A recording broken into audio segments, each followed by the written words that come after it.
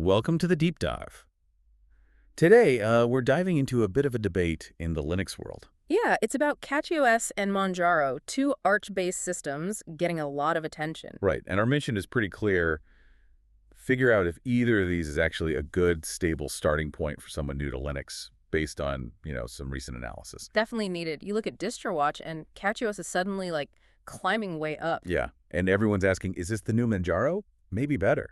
But we need to look closely. Both have optimization claims, but also histories that might make them tricky for beginners.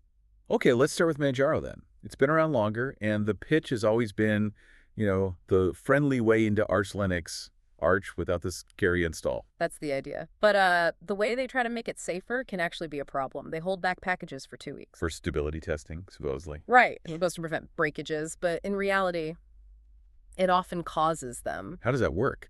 That delay being a trap. Well, think about dependencies. Software bits meet each other. Arch updates package A upstream. Manjaro holds back package B, which needs the new package A. Ah, so package B is still expecting the old version. Exactly. So you get mismatches, conflicts, things break. And if you're new, you have no idea how to fix that. It just seems broken. And it's not just dependency delays, is it? Yeah. The analysis pointed out some maintenance issues too, like specifically SSL certificates expiring. Yeah, that's happened, 3 times? Which is kind of concerning. Why is an expired SSL cert such a big deal? Because it's like the security guard for your updates. It verifies they're legit and secure. When it expires, boom, no more updates. So the whole system update process just stops. Completely stops until someone fixes it manually. And look, if you're a beginner, you want things to just work. You don't want to be troubleshooting certificates just to get security patches. Okay, so Manjaro's potential issue is delaying things too much. CachyOS seems different. Their whole thing is speed, right? Performance, custom kernels. Yeah, CachyOS is all about performance. Custom kernels, aggressive optimizations, supposedly better package handling. Looks fast, feels fresh. But does fast mean reliable? The analysis mentioned some hiccups there too. Well, that's the trade-off, isn't it? Performance tweaks don't automatically equal stability. There have been reports, installation problems, bootloaders acting weird. Bootloader issues, that's the thing that starts the whole system. Precisely. And systems just not starting up after major updates. That's not what a newcomer needs. No kidding. That sounds like a guaranteed frustrating weekend trying to fix something you don't understand, probably digging through old forum posts. Exactly. You want to be learning how to use the desktop, the apps, not fighting the bootloader.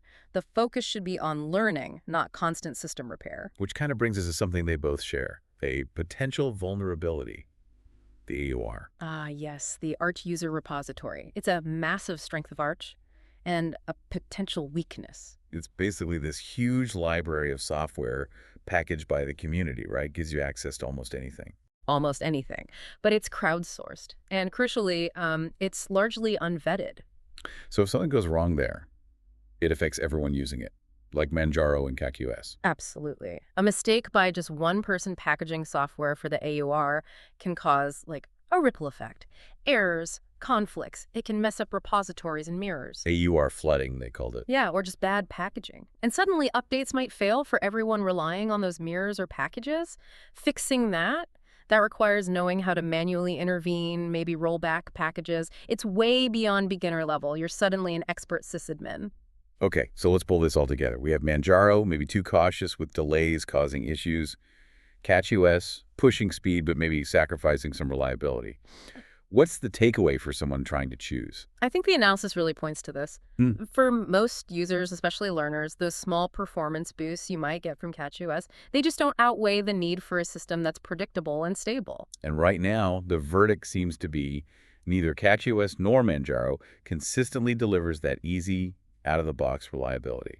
That seems to be the conclusion. They're often optimizing for something other than just a smooth, predictable ride, which is really what you want when you're starting out. Yeah, that hunger for the absolute fastest system can really clash with needing something that just works. So the final thought from the source material was pretty blunt, wasn't it? It was. Basically, if you're genuinely new to Linux, there are probably safer, calmer choices out there. Distributions that won't have you scrambling to fix your system at 2 a.m. It's about picking the right tool for learning first, something stable. Let the learning curve be about Linux, not about system rescue. Choose stability first. Optimize later if you need to. Sound advice. Okay, that wraps up this deep dive. Hopefully this helps you navigate those choices. Until next time.